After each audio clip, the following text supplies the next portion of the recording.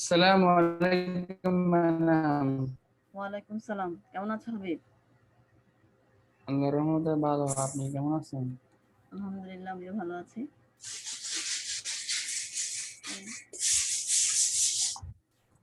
আমরা রসায়নের 11তম অধ্যায় পড়ব ইনশাআল্লাহ। ওকে, তাহলে সাউন্ড আসতেছে।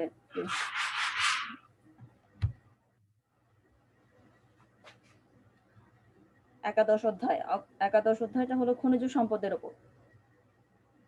একাদশ অধ্যায়টা খনিজ সম্পদ। খনিজ সম্পদ বলতে আমরা কোনগুলিকে বুঝি? যেগুলো জীবাশ্ম জ্বালানি, সেগুলোকে বলা হয় খনিজ সম্পদ।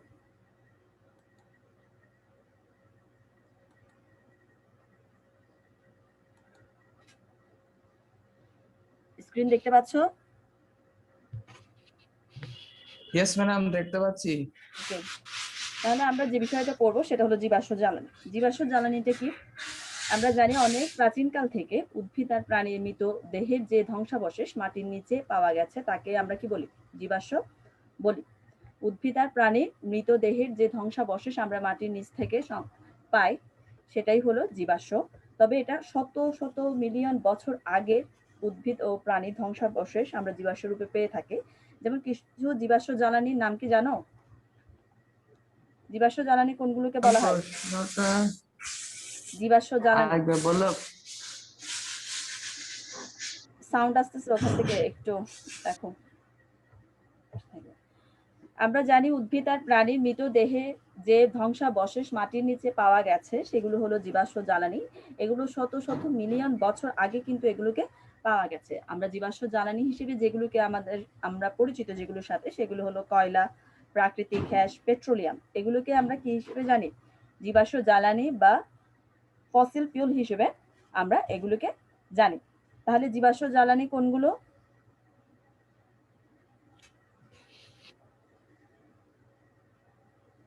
প্রাকৃতিক গ্যাস এবং কয়লা। কয়লা এবং পেট্রোলিয়াম, এগুলোকে আমরা জীবাশ্ম জ্বালানি হিসেবে আমাদের কাছে এগুলো বেশি পরিচিত। এরপর যেমন প্রথমটা আমরা যেটা প্রাকৃতিক গ্যাস, আমরা যে জীবাশ্ম জ্বালানির সাথে সবচেয়ে বেশি পরিচিত বা সবচেয়ে বেশি ব্যবহৃত হয় যে প্রাকৃতিক গ্যাস, যে জীবাশ্ম জ্বালানিটা, সেটা হলো প্রাকৃতিক গ্যাস। প্রাকৃতিক গ্যাস খুবই গুরুত্বপূর্ণ একটা জীবাশ্ম জ্বালানি, কারণ আমরা আমাদের রান্নাবান্নার কাজে এই গ্যাসটা ব্যবহার করা হয়। এছাড়াও শিল্প কারখানায় বা আমাদের যানবাহনে এক্ষেত্রে আমরা প্রাকৃতিক গ্যাসটা ব্যবহার করি। প্রাকৃতিক গ্যাসের প্রধান উপাদান হলো মিথেন। প্রাকৃতিক গ্যাসের প্রধান উপাদান কি? মিথেন। মিথেন। প্রাকৃতিক গ্যাসের প্রধান উপাদান মিথেন। এখানে আমরা মিথেনের পরিমাণ সর্বোচ্চ পাই 80%। ঠিক আছে, 100% এর মধ্যে প্রাকৃতিক গ্যাসে মিথেনের পরিমাণ হলো সবচেয়ে বেশি, অর্থাৎ 80% মিথেন আমরা প্রাকৃতিক গ্যাসে পাই। এছাড়া অন্যান্য কিছু গ্যাস রয়েছে, যেমন স্ক্রিনের দিকে খেয়াল করো। মিথেনের পর আমরা জানি যে হাইড্রোকার্বনটা রয়েছে, সেটা হলো ইথেন। ইথেন পাওয়া যায় কত পার্সেন্ট? 7%। 7%। প্রোপেন 6%। বিউটেন বিউটেন ও আইসোবিউটেন 4%। হ্যাঁ, দুইটাই আমরা 4% হিসেবে পাই। আর অবশিষ্ট যেটা আছে সেটা হলো প্যান্টেন। প্যান্টেন কতটুকু পাওয়া যায়? 10%। এভাবে করে প্রাকৃতিক গ্যাসের মধ্যে বিভিন্ন গ্যাসের সংমিশ্রণ রয়েছে। ঠিক আছে, বিভিন্ন হাইড্রোকার্বনের সংমিশ্রণ আমরা এখানে পাই। এগুলোর সাহায্যে কিন্তু প্রাকৃতিক গ্যাসটি তৈরি হয়। এরপরে যে বিষয়টা আছে সেটা হলো পেট্রোলিয়াম। আমরা প্রাকৃতিক গ্যাসের পর আরেকটি যে জীবাশ্ম জ্বালানি সম্পর্কে পরিচিত সেটা হলো পেট্রোলিয়াম। পেট্রোলিয়াম সাধারণত কোথায় পাওয়া যায়? শিলাস্তরে, মানে গভীর শিলাস্তরের মধ্যে আমরা পেট্রোলিয়ামকে পাই। প্রায় 5000 ফুট নিচে বা তার চেয়েও অনেক ভেতরে কিন্তু এটাকে পাওয়া যায়। হাবিব, ওই পাশ থেকে সাউন্ড আসতেছে, একটু কিসের সাউন্ড দেখো।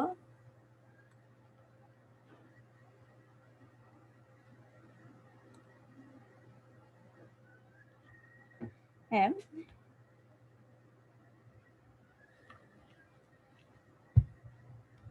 আমরা পেট্রোলিয়ামের মধ্যেও কিন্তু প্রাকৃতিক গ্যাসটা পাই, যেখানে পেট্রোলিয়ামের উপরিভাগে আমরা যখন চাপ প্রয়োগ করা হয় বা কূপ খনন করে এই পেট্রোলিয়ামকে যখন সংগ্রহ করা হয়, তখন বিভিন্ন স্তরে আমরা কিছু কি পেয়ে থাকি? জীবাশ্ম জ্বালানি পেয়ে থাকি। জীবাশ্ম জ্বালানির কিছু অংশ, যেমন পেট্রোলিয়াম যখন খনি থেকে আমরা সরাসরি পাই, সেগুলোকে আমরা বলবো অপরিশোধিত তেল। আমরা জানি অপরিশোধিত তেল আমরা ব্যবহার করতে পারবো না। সেক্ষেত্রে আমাদের এই অপরিশোধিত তেলটা শোধনের প্রয়োজন পড়ে। এই পরিশোধনের জন্যই কিন্তু এই পেট্রোলিয়ামকে একটা স্তম্ভের মধ্যে দিয়ে একটা আংশিক পাতন পদ্ধতির মাধ্যমে কিন্তু পেট্রোলিয়ামের বিভিন্ন অংশকে আমরা পাতনের মাধ্যমে সংগ্রহ করে থাকি। আংশিক পাতনটা হলো এক ধরনের পাতন। এখানে যখন কোনো একটা বাষ্প, আংশিক পাতন বলতে বোঝায় যে বাষ্পকে ঠান্ডা করার পর একটা আমরা লম্বা একটা কলামের মধ্যে দিয়ে যখন এটাকে পাস করানো হবে তখন এর বিভিন্ন অংশ এখানে বিভক্ত হবে। সেখানে নিচের তাপমাত্রাটা থাকবে সবচেয়ে বেশি এবং উপরের দিকে তাপমাত্রা আস্তে আস্তে করে কমতে থাকবে। কলাম যেটার মধ্যে আমরা পেট্রোলিয়াম গুলোকে রাখবো সেই ক্ষেত্রে আমরা বিভিন্ন স্তরে বিভিন্ন তেল পাবো, অপরিশোধিত তেল। এই অপরিশোধিত তেলগুলোকে যখন আমরা একটা চেম্বার বা কলামের মধ্যে দিয়ে পাস করাবো তখন সেক্ষেত্রে এটার তাপমাত্রা অনুযায়ী বিভিন্ন স্তরে বিভক্ত হবে। এভাবে আমরা পেট্রোলিয়ামের আংশিক পাতনের মাধ্যমে কিন্তু পেট্রোলিয়ামের অপরিশোধিত তেল থেকে পরিশোধিত তেল পেয়ে থাকি। তাহলে এখানে বিভিন্ন চেম্বার রয়েছে, যেমন এখানে বিভিন্ন স্তরের মধ্যে এদের যে তেলগুলো রয়েছে সেগুলো বিভিন্ন স্তরে ভাগ হয়। পেট্রোলিয়াম এর অপরিশোধিত তেলগুলো, যেমন আমরা জানি পেট্রোলিয়াম গ্যাসের স্ফুটনাঙ্ক হলো 0 থেকে 2। পেট্রোলিয়ামের গ্যাসের যে স্ফুটনাঙ্ক সেটা 0 থেকে 2 এবং পেট্রোলিয়ামের মধ্যে আমরা আরেকটা জিনিস পাই, সেটা হলো পেট্রোলিয়াম গ্যাস, যেটার স্ফুটনাঙ্ক 0 ডিগ্রি থেকে 20 ডিগ্রি সেলসিয়াস।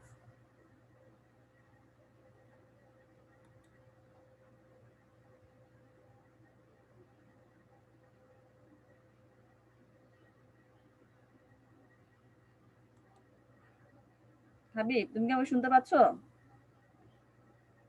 ম্যাডাম শুনতে পাচ্ছি। হ্যাঁ, তাহলে আমরা পেট্রোলিয়ামটা কি জানি? পেট্রোলিয়াম হলো বিভিন্ন হাইড্রোকার্বনের মিশ্রণ। তোমরা এই অধ্যায়গুলো ইতিমধ্যে পড়েছো, আমি আবারও একটু তোমাদেরকে করে দিচ্ছি। পেট্রোলিয়াম হলো কি? বিভিন্ন হাইড্রোকার্বনের মিশ্রণ। যেমন প্রাকৃতিক গ্যাসের মধ্যে আমরা বিভিন্ন হাইড্রোকার্বন দেখেছি, এরপরে এখন যেটা দেখছি পেট্রোলিয়াম সম্পর্কে জানছি আমরা। পেট্রোলিয়ামের মধ্যে বিভিন্ন হাইড্রোকার্বনের মিশ্রণের মাধ্যমে পেট্রোলিয়ামটা হয়ে থাকে। পেট্রোলিয়াম গ্যাসের স্ফুটনাঙ্ক কত?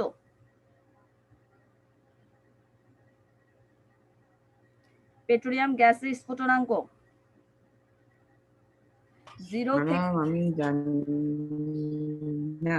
0 থেকে 20 ডিগ্রি সেলসিয়াস। পেট্রোলিয়াম গ্যাসের স্ফুটনাঙ্ক হলো 0 থেকে 20 ডিগ্রি সেলসিয়াস পর্যন্ত থাকে। এখানে আমরা কার্বন সংখ্যা পাবো 1 থেকে 4 পর্যন্ত। পেট্রোলিয়ামের মধ্যে 2 ভাগই কিন্তু কি থাকবে? পেট্রোলিয়াম গ্যাস থাকবে। যখন এই গ্যাসটাকে আমরা চাপ প্রয়োগ করব তখন এটা তরলে পরিণত হবে এবং একটা সিলিন্ডারের মধ্যে ভর্তি করা হয়, যেটা আমরা যে এলপিজি গ্যাস অর্থাৎ রান্নার কাজে আমরা যে গ্যাসটা ব্যবহার করি সেটার ইংলিশ ফর্ম হলো লিকুইড পেট্রোলিয়াম গ্যাস, অর্থাৎ তরল পেট্রোলিয়াম গ্যাসটা আমরা রান্নার কাজে এবং অন্যান্য কাজে আমরা ব্যবহার করি, যার থেকে আমরা তাপ পেয়ে থাকি। ওই তাপের মাধ্যমে রান্না করা হয়ে থাকে। তাহলে পেট্রোলিয়াম থেকে আমরা পেট্রোলিয়াম গ্যাসটা পাই।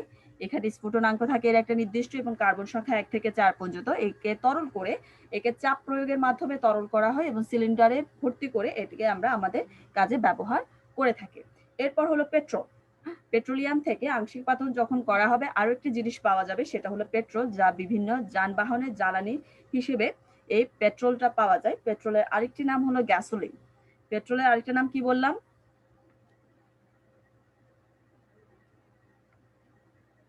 গ্যাসোলিন। এটার স্ফুটনাঙ্ক কত? স্ক্রিন দেখতে পাচ্ছ? স্ক্রিনে কিন্তু দেওয়া আছে 21 থেকে 70 ডিগ্রি সেলসিয়াস। হ্যাঁ, 21 থেকে 70 ডিগ্রি সেলসিয়াসের মধ্যে এর স্ফুটনাঙ্কটা থাকবে। এখানে কার্বন সংখ্যা আমরা পাবো 5 থেকে 10 পর্যন্ত এটার কার্বন সংখ্যা থাকবে। 10 এবং পেট্রোলিয়ামের শতকরা আমরা জানি, যেমন পেট্রোলিয়াম গ্যাস আমরা কিন্তু কত 2 ভাগ পাচ্ছি পেট্রোলিয়াম গ্যাসটা, আর পেট্রোলিয়ামের মধ্যে পেট্রোলটা পাবো 5 ভাগ। এই মানগুলো একটু তোমরা নোট করে ফেলবে, ঠিক আছে? পেট্রোলিয়ামের মধ্যে আমরা পেট্রোল পাবো কতটুকু? 5 ভাগ পরিমাণে পেট্রোল পাবো। এটার আরেকটা নাম বলা হয়, সেটা হলো গ্যাসোলিন। একে আমরা যানবাহনের ইঞ্জিনের জ্বালানি হিসেবে কিন্তু এই পেট্রোলটা আমাদের কাছে সব পরিচিত, ঠিক আছে? এরপরে যে আরেকটা বিষয় পাওয়া যাবে, যেমন 70 ওপরে অর্থাৎ 71 থেকে 120 পর্যন্ত তাপমাত্রার মধ্যে আমরা যে অপরিশোধিত তেলটা পাবো আংশিক পাতনের মাধ্যমে, সেটা হলো ন্যাপথা, ঠিক আছে? ন্যাপথার স্ফুটনাঙ্ক কত? 71 থেকে 120 ডিগ্রি সেলসিয়াস। হ্যাঁ, 71 থেকে 120 ডিগ্রি সেলসিয়াস পর্যন্ত ন্যাপথার স্ফুটনাঙ্ক। এখানে হাইড্রোকার্বনের সংখ্যা হবে 7 থেকে 14। আমরা ন্যাপথা কতটুকু পাবো? পেট্রোলিয়ামে 10 ভাগ। আমি তোমাদেরকে পরিমাণগুলো একটু বলে দিচ্ছি, তোমরা একটু মনে রাখবে বা নোট করে রাখো। পেট্রোলিয়ামে আমরা ন্যাপথা পাবো 10 ভাগ। ন্যাপথা আমরা পেট্রোলিয়াম থেকে পাবো। এই ন্যাপথাটা কোথায় ব্যবহার করা হয়? এটাকে বিভিন্ন পেট্রোকেমিক্যাল যে শিল্পগুলো রয়েছে সেখানে রাসায়নিক পদার্থ এবং অন্যান্য কাজে যেমন জ্বালানি হিসেবেও কিন্তু আমরা ন্যাপথাকে ব্যবহার করতে পারি। ঠিক আছে, এটা হলো ন্যাপথার ব্যবহার বা এটা কত ডিগ্রি থেকে কত ডিগ্রির মধ্যে তার স্ফুটনাঙ্কটা থাকে বা এর কার্বন সংখ্যাটা সম্পর্কে আমরা জানলাম। এর পরবর্তীতে আরেকটা বিষয় দেখা যাচ্ছে সেটা হলো কেরোসিন। কেরোসিনের সাথে আমরা সকলেই মোটামুটি সকল কেরোসিনটাকে চিনি। ঠিক আছে, কেরোসিনের তাপ স্ফুটনাঙ্ক কত? কেরোসিনের স্ফুটনাঙ্ক 121 থেকে 170 ডিগ্রি সেলসিয়াস। 170 degree Celsius. এখানে আমরা হাইড্রোকার্বন পাবো, মানে আস্তে আস্তে করে কিন্তু বৃদ্ধি পাবে। এক্ষেত্রে কার্বনের সংখ্যা হবে 11 থেকে 16। আমরা কেরোসিনের মধ্যে হাইড্রোকার্বন সংখ্যা পাবো 11 থেকে 16। আমরা পেট্রোলিয়ামের পরিমাণ এখানে থাকবে 13 ভাগ। অর্থাৎ পেট্রোলিয়ামের মধ্যে কেরোসিনের পরিমাণ কতটুকু থাকবে? 13 ভাগ। আর কেরোসিনটা আমরা ব্যবহার করি 13 ভাগ। পেট্রোলিয়ামের এই অংশে কিন্তু জেট ইঞ্জিনের জ্বালানি হিসেবে আমরা কেরোসিনকে ব্যবহার করে থাকি। তাহলে যদি বলা হয় কেরোসিনের একটি ব্যবহার বলো, সেক্ষেত্রে তোমরা কি বলবে? জেট ইঞ্জিনের জ্বালানি রূপে। হ্যাঁ, জ্বালানি রূপে আমরা কেরোসিনটাকে ব্যবহার করি। ঠিক আছে, এরপরে কেরোসিনের পর যেটা আমরা দেখতে পাচ্ছি সেটা হলো ডিজেল। ডিজেলের স্ফুটনাঙ্ক কত? ডিজেলের স্ফুটনাঙ্ক হলো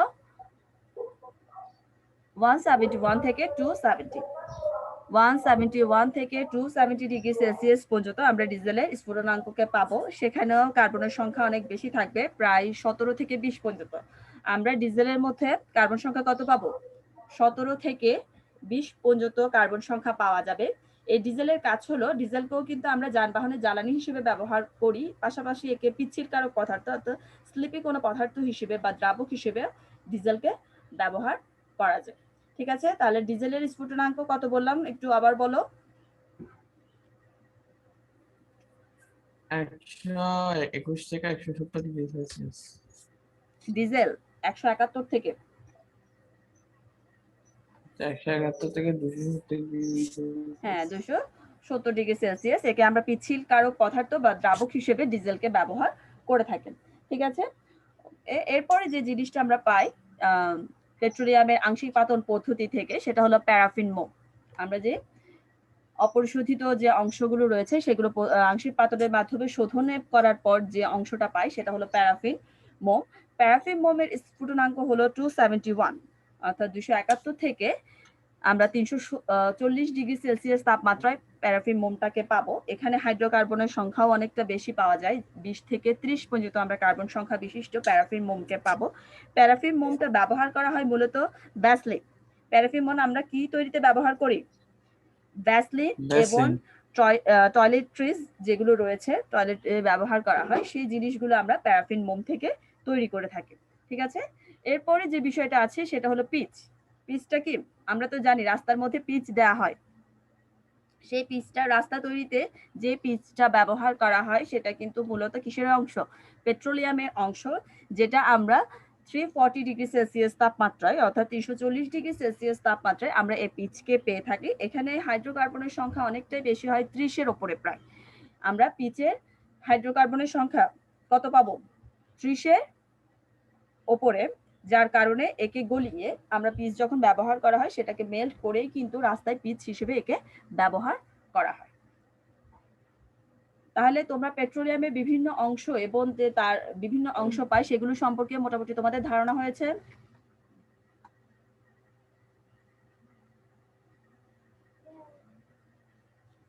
আমরা পেট্রোলিয়াম থেকে বিভিন্ন উপাদান পাই এবং তার বিভিন্ন অংশে বিভিন্ন তাপমাত্রায় আমরা এদেরকে পেয়ে থাকি। এক একটা নাম হিসেবে এদেরকে আমরা জেনেছি যে পেট্রোলিয়ামের বিভিন্ন অংশের মধ্যে পেট্রোল পাবো আমরা, ন্যাপথা, কেরোসিন, ডিজেল, প্যারাফিন মোম, পিচ। এই জিনিসগুলো আমরা বিভিন্ন তাপমাত্রায় এদেরকে পেট্রোলিয়াম গুলোকে আংশিক পাতনের মাধ্যমে এগুলোকে পাওয়া সম্ভব। ঠিক আছে, এরপরে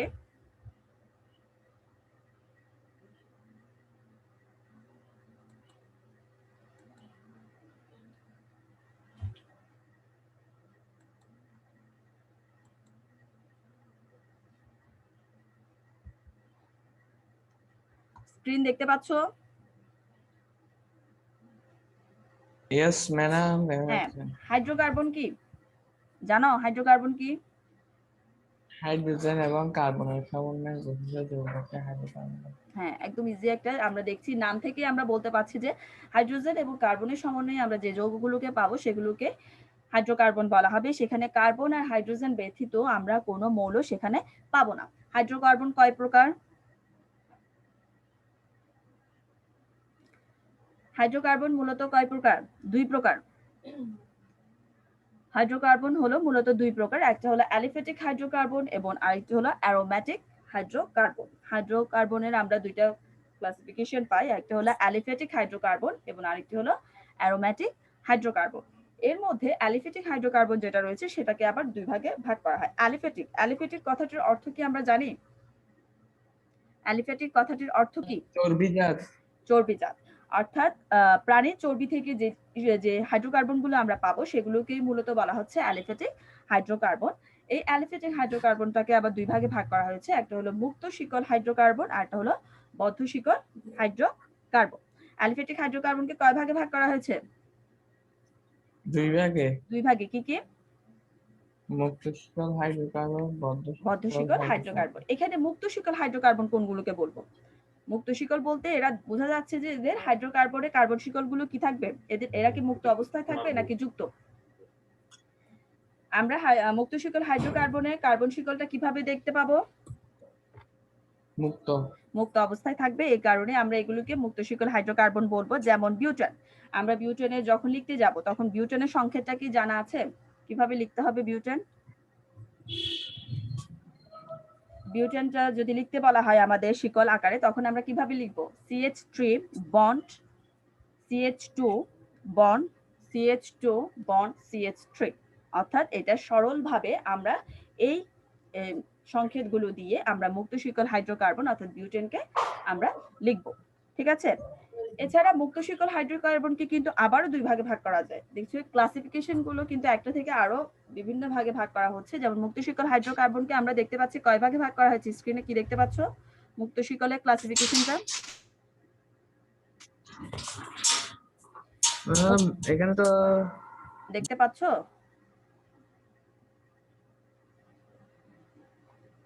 স্ক্রিন কি দেখা যাচ্ছে?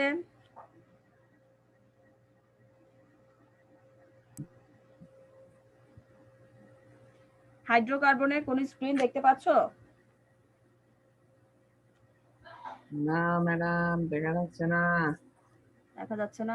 ও দেখা তো যাওয়ার কথা। আচ্ছা আমি নতুন করে আবারও দিচ্ছি।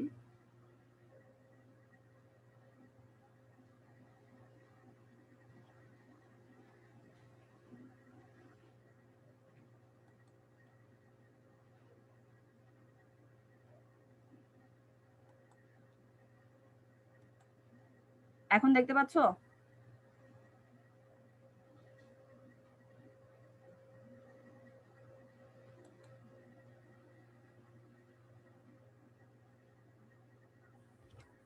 এখন কি দেখতে পাচ্ছ? না ম্যাডাম, আমি না হয় আবার জয়েন দিই। হ্যাঁ, আবার জয়েন করো তাহলে।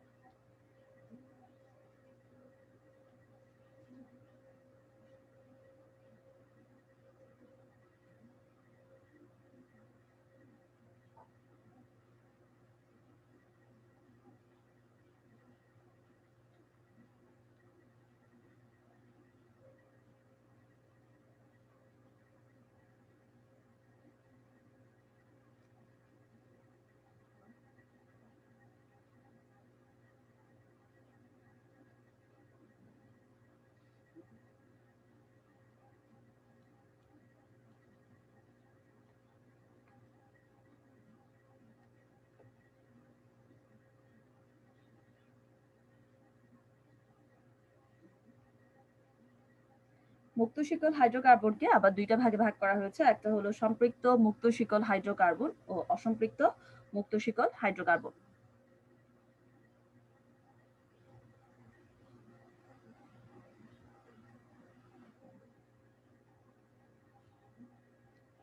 এবার দেখতে পাচ্ছ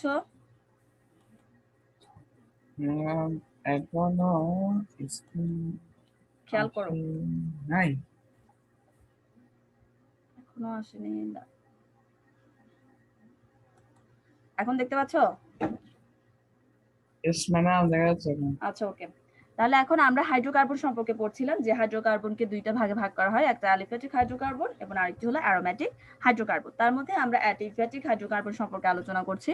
অ্যালিফ্যাটিক হাইড্রোকার্বনের মধ্যে আমরা দুইটা অংশ পাই, একটা হলো মুক্ত শিকল হাইড্রোকার্বন, আরেকটি হলো বদ্ধ শিকল হাইড্রোকার্বন। তার মধ্যে মুক্ত শিকল হাইড্রোকার্বনকে কয় ভাগে ভাগ করা হবে? মুক্ত শিকল হাইড্রোকার্বনকে আমরা কয় ভাগে ভাগ দেখতে পাচ্ছি এখানে, কি কি? সম্পৃক্ত মুক্ত শিকল হাইড্রোকার্বন না, মুক্ত শিকল হাইড্রোকার্বন কয় ভাগে ভাগ করা হয়েছে? মুক্ত শিকলকে ভাগ করা হয়েছে দুই ভাগে। স্ক্রিন একটু ভালো করে খেয়াল করে দেখো, একটা হলো সম্পৃক্ত মুক্ত শিকল হাইড্রোকার্বন, আরেকটি হলো অসম্পৃক্ত মুক্ত শিকল হাইড্রোকার্বন। মুক্ত শিকল হাইড্রোকার্বন, সম্পৃক্ত মুক্ত শিকল হাইড্রোকার্বন কাকে বলা হবে? আমরা জানি কি সম্পৃক্ত মুক্ত শিকল হাইড্রোকার্বন কাকে বলে? যেখানে আমরা কার্বন কার্বন একক বন্ধন পাবো। সম্পৃক্ত বললেই খেয়াল রাখতে হবে যে কার্বন কার্বন একক বন্ধনের মাধ্যমে যে শিকলগুলো গঠন হয়ে থাকে সেগুলোকে বলা হয় সম্পৃক্ত মুক্ত শিকল হাইড্রোকার্বন। তাহলে অসম্পৃক্ত হাইড্রোকার্বন কাকে বলা হবে? অসম্পৃক্ত মুক্ত শিকল হাইড্রোকার্বন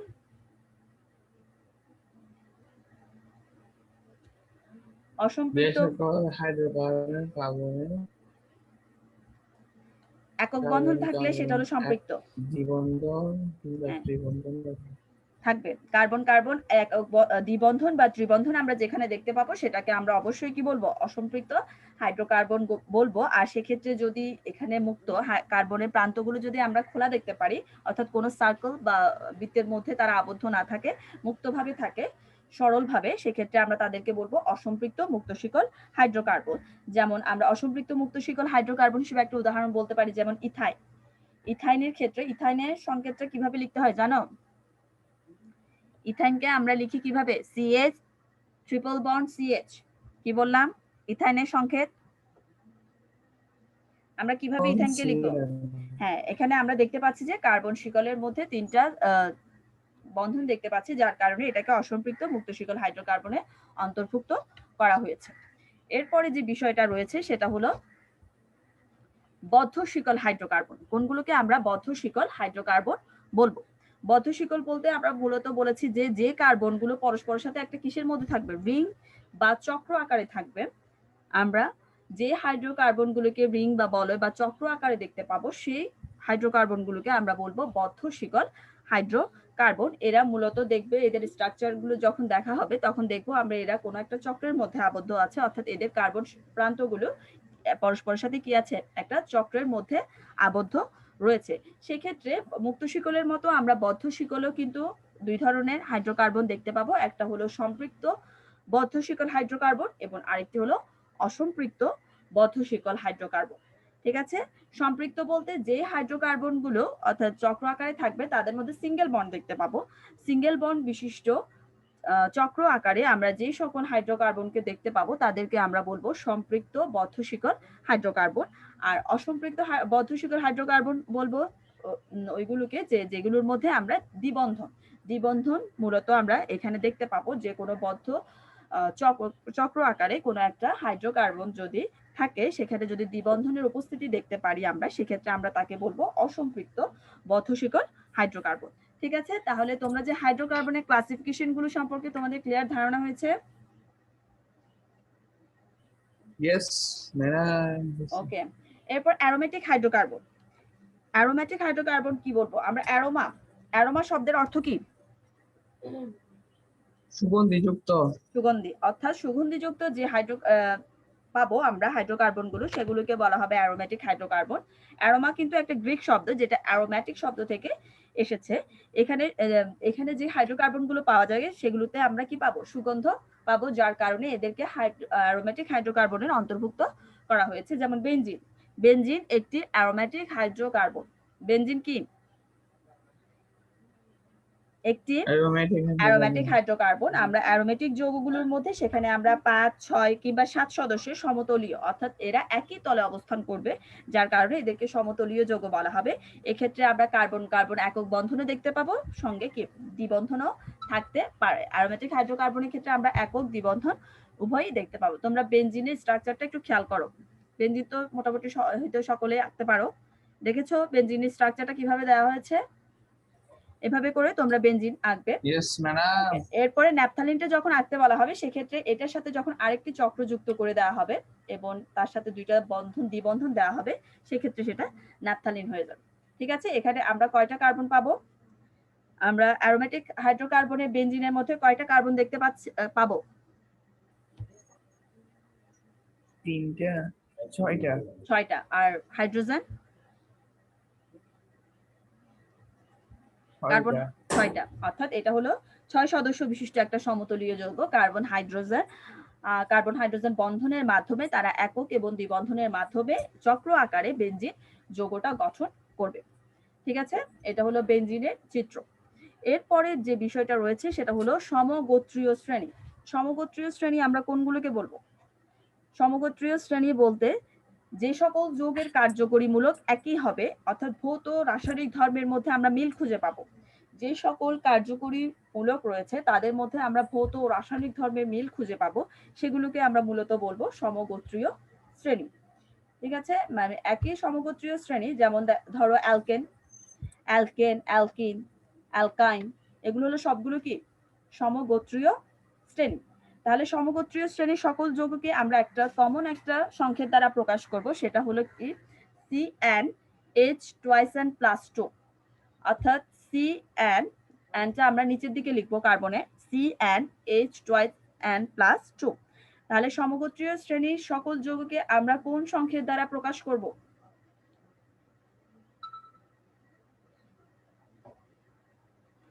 সমগোত্রীয় শ্রেণীর সকল যৌগকে কোন সাধারণ সংকেত দ্বারা প্রকাশ করা হয়?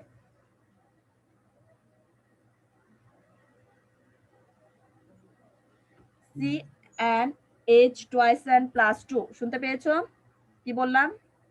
ম্যাডাম এটা তো অ্যালকেন। হ্যাঁ, এই তো অ্যালকেনের সমগোত্রীয় শ্রেণীর সকল যৌগকে আমরা কি দ্বারা, এই তো বললাম সমগোত্রীয় শ্রেণীর মধ্যে আমরা কাকে দেখতে পাবো? অ্যালকিন, অ্যালকাইন, তারপরে তোমার অ্যালডিহাইড, কার্বক্সিল, এগুলো সবগুলো কিন্তু সমগোত্রীয় শ্রেণী। আমরা যে অ্যালকিন অ্যালকাইন গুলো সম্পর্কে তোমরা আগে পরিচিত হয়েছে, এগুলো কিন্তু কিসের অন্তর্ভুক্ত? সমগোত্রীয় শ্রেণীর অন্তর্ভুক্ত। তার মধ্যে একটা উদাহরণ হলো অ্যালকেন। অ্যালকেনের সাধারণ সংকেত কি বললাম? CnH2n+2।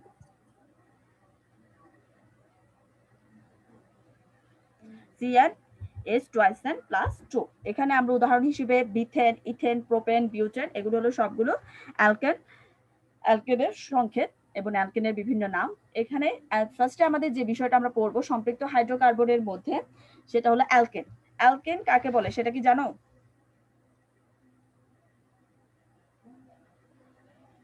যে সকল হাইড্রোকার্বনে কার্বন কার্বন একক বন্ধন বিদ্যমান তাকে অ্যালকেন বলে। অ্যালকেন বলে। হাইড্রোকার্বন কার্বন শিকলে আমরা কার্বন কার্বন একক বন্ধন পাবো, যার কারণে একে বলা হবে অ্যালকেন। অ্যালকেনের সংকেত আমরা একটু আগে জেনেছি যে CnH2n+2। এখানে n এর মান 1 হলে সেক্ষেত্রে আমরা একটা সংকেত পাবো, সেটা হলো মিথেন, সেটা হলো CH4। মিথেনের সংকেত আমরা কি জানি? CH4।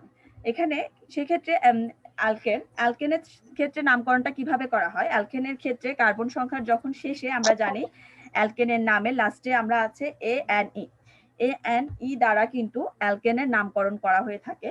সেই ক্ষেত্রে যখন এক কার্বন বিশিষ্ট আমরা অ্যালকেন পাবো, সেটাকে আমরা বলবো, এক কার্বন বিশিষ্ট অ্যালকেনকে আমরা বলবো কি? মিথেন। 2 কার্বন বিশিষ্ট অ্যালকেনকে বলা হবে ইথেন।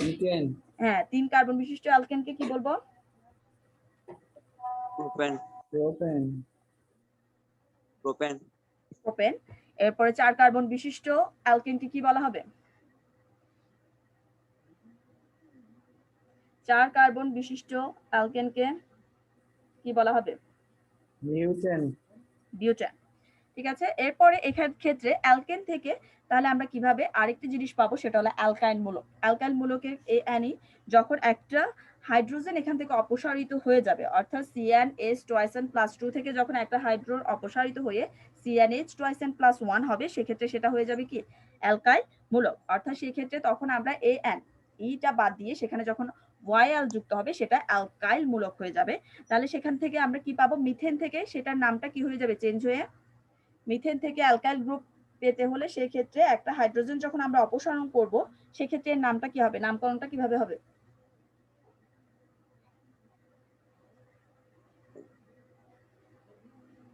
Miss ethane. মিথেন থেকে যখন একটা হাইড্রোজেন অপসারিত হবে সেক্ষেত্রে হবে মিথাইল। ইথেন থেকে যখন একটা হাইড্রোজেন অপসারণ করা হবে, অর্থাৎ ইথেনের সংকেত আমরা জানি C2H6, সেক্ষেত্রে যখন একটা হাইড্রোজেন অপসারিত হবে CH3CH2 হবে, সেক্ষেত্রে সেটার নামকরণ চেঞ্জ হয়ে যাবে ইথাইল। সেম ভাবে প্রোপেন থেকে প্রোপাইল, বিউটেন থেকে বিউটাইল, এইভাবে করে আমরা নামকরণ করব। যখনই দেখবো আমরা অ্যালকেন থেকে অর্থাৎ CnH2n+2 সংকেত বিশিষ্ট কোনো একটা যৌগ থেকে একটা হাইড্রোজেন অপসারিত হয়ে যাবে, সেটা তখন অ্যালকাইল মূলকে চলে যাবে। ঠিক আছে, এরপরে তাহলে আমরা কিভাবে অ্যালকেন প্রস্তুত করব? এখন বিভিন্ন ভাবে কিন্তু অ্যালকেন প্রস্তুত করা যায়, যেমন মূলত আমরা কার্বন ডাই অক্সাইড থেকে আমরা অ্যালকেন প্রস্তুত করতে পারি। যখন নিকেল প্রভাবকের উপস্থিতিতে যখন কার্বন ডাই অক্সাইডের সাথে হাইড্রোজেনের বিক্রিয়া করানো হয়, সেক্ষেত্রে তাপমাত্রা 250 ডিগ্রি সেলসিয়াসের মধ্যে রাখা হয়, সেক্ষেত্রে আমরা এক ধরনের অ্যালকেন পাই, সেটা হলো কি মিথেন এবং পানি। আমরা অ্যালকেন প্রস্তুতির একটা ধাপ হলো আমরা যখন কার্বনের সাথে হাইড্রোজেনের সংযোগ করিয়ে নিকেল প্রভাবকের উপস্থিতিতে নিকেলের উপস্থিতিতে 250 ডিগ্রি সেলসিয়াস তাপমাত্রা উত্তপ্ত করব, সেক্ষেত্রে আমরা কি পাবো?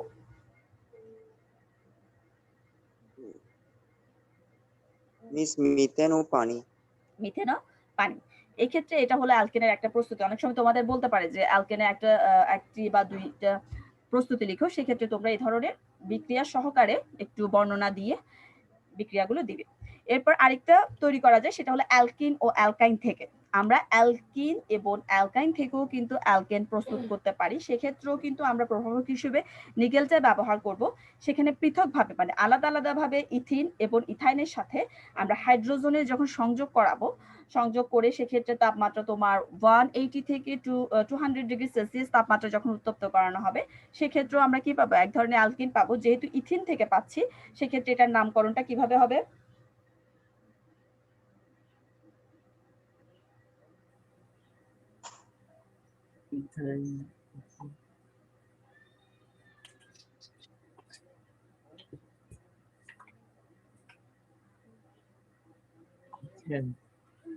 হ্যাঁ, ইথেন থেকে যেহেতু আমরা হাইড্রোজেনের সংযোগ করাবো, সেক্ষেত্রে আমরা নামকরণটা হবে ইথেন, অর্থাৎ CH3 বন্ড CH3। আমরা ইথেনকে এভাবে প্রকাশ করব। আর ইথিনের হলো যেহেতু ইথিন বললাম অ্যালকিন, এখানে অবশ্যই কি থাকবে? দ্বিবন্ধন থাকবে। CH2 ডবল বন্ড CH2 এর সাথে যখন আমরা হাইড্রোজেনের সংযোগ করাবো তখন আমরা ইথিন পাবো। ঠিক আছে, তোমরা এই রিঅ্যাকশনগুলো একটু ভালো করে মনে রাখবে। এরপর আরেকটা বিক্রিয়া থেকে আমরা অ্যালকিন পেতে পারি, যেটা হলো ডিকার্বক্সিলেশন। কি বললাম?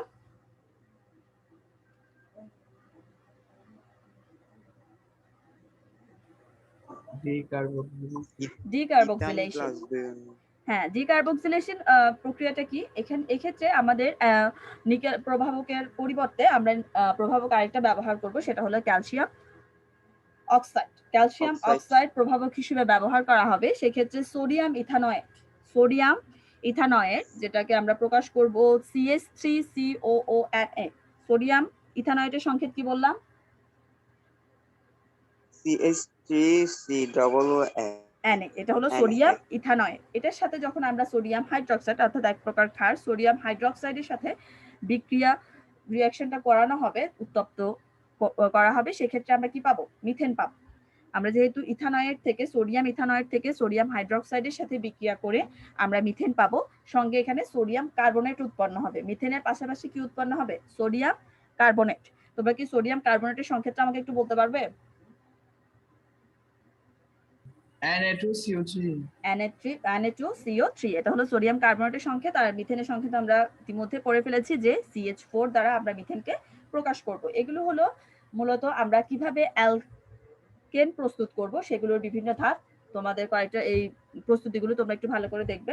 এরপরে এখানে অ্যালকেনের কিছু ধর্ম, যেমন ধর্ম বলতে আমরা ভৌত ধর্ম বা রাসায়নিক ধর্ম, এগুলো সম্পর্কে একটু জানবো। অ্যালকেনের ধর্ম, ভৌত ধর্ম, অ্যালকেন মূলত গলনাঙ্ক, স্ফুটনাঙ্ক, এগুলো কিসের উপর নির্ভর করবে এদের? অ্যালকেনের গলনাঙ্ক, স্ফুটনাঙ্ক বা ভৌত ধর্ম মূলত নির্ভর করবে কিসের উপর? কার্বন সংখ্যার উপর। কার্বন সংখ্যার যদি পরিবর্তন হয় সেক্ষেত্রে ভৌত অবস্থারও পরিবর্তন হবে। যাদের কার্বন সংখ্যা 1 থেকে 4 সেসব সম্পৃক্ত হাইড্রোকার্বন স্ফুটনাঙ্ক কিন্তু কক্ষ তাপমাত্রার নিচে থাকবে। কক্ষ তাপমাত্রার নিচে থাকবে। কক্ষ তাপমাত্রা কত জানো? আমরা কত ডিগ্রি সেলসিয়াসকে কক্ষ তাপমাত্রা বলি? 25 ডিগ্রি সেলসিয়াস। আমরা 25 ডিগ্রি সেলসিয়াসকে মূলত কক্ষ তাপমাত্রা হিসেবে জানি। তখন কার্বন সংখ্যা আমরা যখন 1 থেকে 4 এর মধ্যে পাবো, তখন হাইড্রোকার্বন স্ফুটনাঙ্ক কক্ষ তাপমাত্রার নিচে হলে সেটা কিন্তু গ্যাসীয় অবস্থায় থাকবে। আবার 5 থেকে যখন 15 সংখ্যা বিশিষ্ট কার্বনের দিকে যাবে সেটার স্ফুটনাঙ্ক কক্ষ তাপমাত্রার ওপরে বলবো, এবং সেক্ষেত্রে সেটা তরল অবস্থায় থাকবে, তখন আর গ্যাসীয় থাকবে না, তখন তরলে চলে যাবে। এবং আবার যখন সেটা 5 কার্বন বিশিষ্ট সম্পৃক্ত হাইড্রোকার্বনের, যেমন প্যান্টেন, প্যান্টেনের স্ফুটনাঙ্ক কত? আমি তোমাদের প্যান্টেনের স্ফুটনাঙ্কটা একটু বলছি, অনেক সময় তোমাদের এমসিকিউতে আসতে পারে। 36.1 ডিগ্রি সেলসিয়াস। 1 degree Celsius. এক্ষেত্রে সম্পৃক্ত হাইড্রোজেন, মনে রাখবে সম্পৃক্ত হাইড্রোকার্বনের কার্বন সংখ্যা কিন্তু 16রও বেশি হবে। যখন 16 বেশি হয়ে যাবে, 16 বেশি হয়ে গেলে সেটা কঠিন অবস্থায় থাকবে। 1 থেকে 4 এর মধ্যে থাকলে সেক্ষেত্রে সেটাকে আমরা গ্যাসীয় অবস্থায় ধরবো কার্বন সংখ্যা। এরপর 5 থেকে 15 মধ্যে যখন যাবে সেটা তরল অবস্থায় থাকবে, এবং 15 অধিক অর্থাৎ 16তে যখন যাবে সেটা কঠিন অবস্থায় বিরাজ করবে। এগুলো হলো অ্যালকেন কোন অবস্থায় থাকলে, অর্থাৎ কত কার্বন সংখ্যা বিশিষ্ট পর্যন্ত থাকলে আমরা এদেরকে কঠিন, তরল, বায়বীয় অবস্থা বলতে পারি, সেগুলোর ধারণা। ঠিক আছে, এরপরে হলো রাসায়নিক ধর্ম।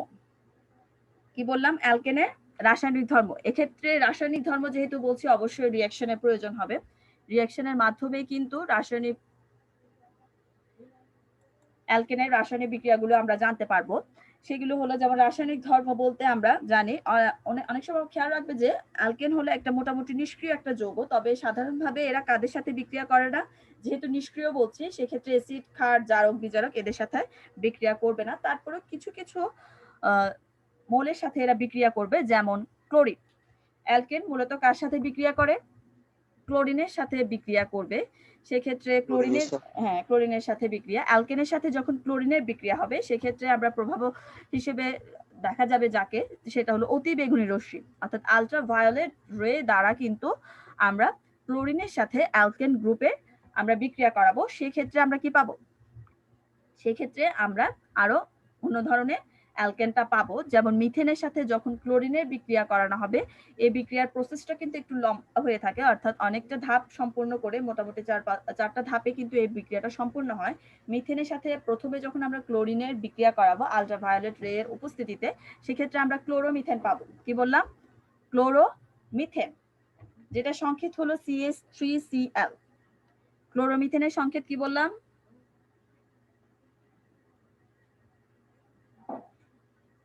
CH3Cl। এটা হলো ক্লোরোমিথেন, তার সাথে উৎপন্ন হবে হাইড্রোজেন ক্লোরাইড HCl। এই ক্লোরোমিথেনটা আবারও ক্লোরিনের সাথে বিক্রিয়া করবে, সেটা হলো আলট্রা ভায়োলেট রে এর উপস্থিতিতে। তখন আরো এক ধাপ এগিয়ে যাবে, যেহেতু আরো ক্লোরিন সংযোগ করা হবে, সেক্ষেত্রে ডাইক্লোরোমিথেন পাবো। যখন আবার, যেহেতু 4টা ধাপ বললাম, সেক্ষেত্রে আবার ডাইক্লোরোমিথেনের সাথে যখন ক্লোরিনের সংযোগ দেওয়া হবে সেক্ষেত্রে পাবো ট্রাইক্লোরোমিথেন। আবার ট্রাইক্লোরোমিথেনের সাথে যখন আবার সংযোগ করা হবে সেক্ষেত্রে পাবো টেট্রাক্লোরো। অর্থাৎ ধাপে ধাপে, যখন 2টা হবে সেক্ষেত্রে আমরা ডাই বলবো তাকে, যখন 3টা পাবো সেক্ষেত্রে ট্রাই, 4টা পেলে সেক্ষেত্রে আমরা টেট্রা। এভাবে করে আমরা অ্যালকেনের নামকরণগুলো করব। সব ক্ষেত্রে কিন্তু সঙ্গে উৎপন্ন হবে হাইড্রোজেন ক্লোরাইডও। তাহলে ক্লোরিনের সাথে অ্যালকেনের বিক্রিয়াটা কি তোমরা বুঝতে পেরেছো?